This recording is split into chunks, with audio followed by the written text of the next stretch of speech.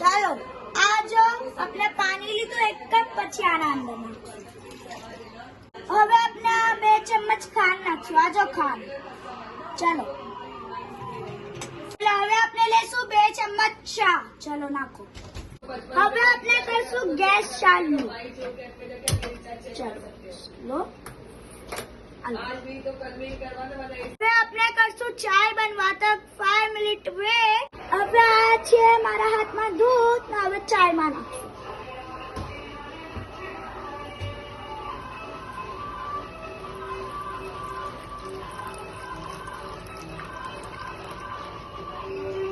હવે મારી ચાય આ રેડી થઈ ગઈ છે. હવે મેં ભરીશ કપમાં.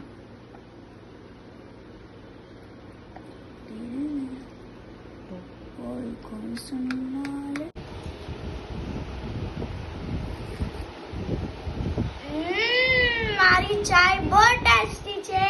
હવે મારી રેસીપી તમે ટ્રાય કરજો.